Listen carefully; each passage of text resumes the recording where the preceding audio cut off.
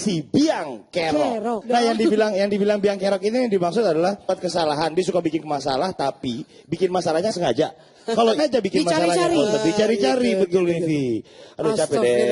Ya Vivi silakan duduk dulu. Terima kasih. Iya, terima kasih. Nah Pak Ustadz, bagaimana nih menurut syariat Islam tentang orang-orang yang suka membuat masalah yang disengaja, Pak Ustadz? Oh, begitu. Silakan Pak Ustadz. Bismillahirrahmanirrahim. Assalamualaikum warahmatullahi wabarakatuh.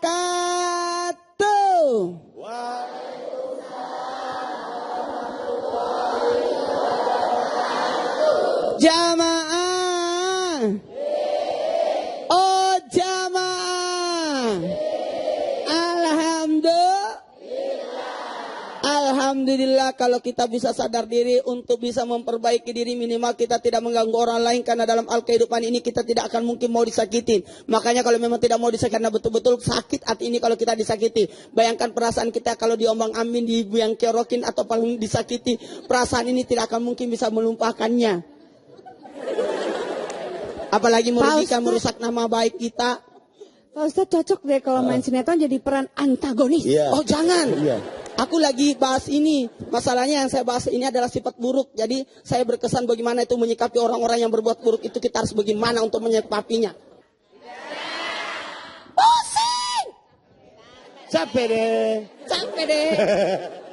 Ini yang membuat kita sakit hati melihat orang. Tapi memang ya, setiap zaman, masa, ada saja orang-orang seperti ini. Terus yang seperti ini umurnya panjang, gak mati-mati.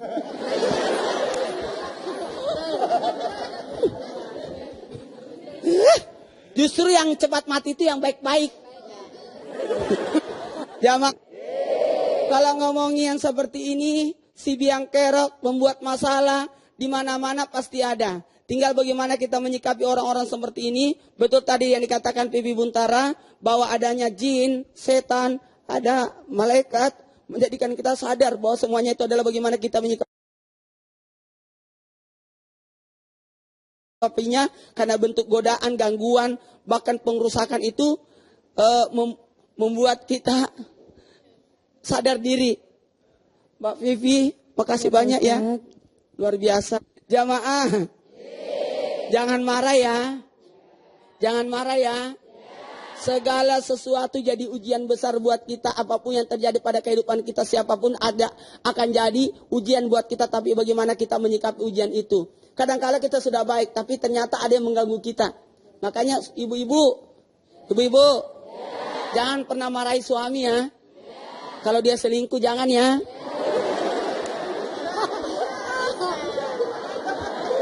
Jangan. Nggak bisa Pak Ustadz toh. Ibu-ibu bilang nggak bisa. Masalahnya jangan salahkan bapak. Kadang-kadang kan dia digoda. Iya. Dia diganggu. Iya. Kan manusia ada batasnya juga Pak Ustadz. Batas apanya? Batas tahan godaan. Oh, jadi kamu mengalaminya. Fadlan PP ya, pengalaman pribadi. Ya, inilah yang menyebabkan kita harus sadar diri. Walanabluwannakum bisyai'in minal khaufi wal ju', karena semua akan diuji kehilangan, kekurangan, kematian. Itu bentuk ujian. Tapi bentuk ujian itu ada 3 gangguan kita. Yang pertama, godaan dari dalam. Dari diri sendiri ya Pak Dari Ustadz? diri sendiri.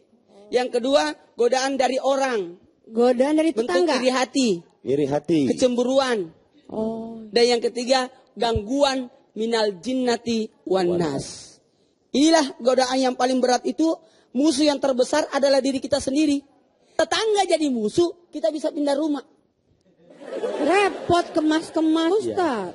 Oh, nginap di rumah orang tua. Ya. Walaupun repot tapi bisa ya Pak Ustadz ya? Bisa menghindarinya. Bisa. Tapi kalau yang jadi musuh kita adalah diri kita sendiri. Ini lebih repot. Makanya lebih baik mewaspadai diri, membina diri bagaimana kita tidak melakukan kerusakan. Kerusakan yang paling berbahaya apabila kita merusak diri kita sendiri. Contohnya? Contohnya. Aku tahu contohnya Pak. Apa? Contohnya gini, kayak Apa? sekarang yang terjadi di anak muda, narkoba.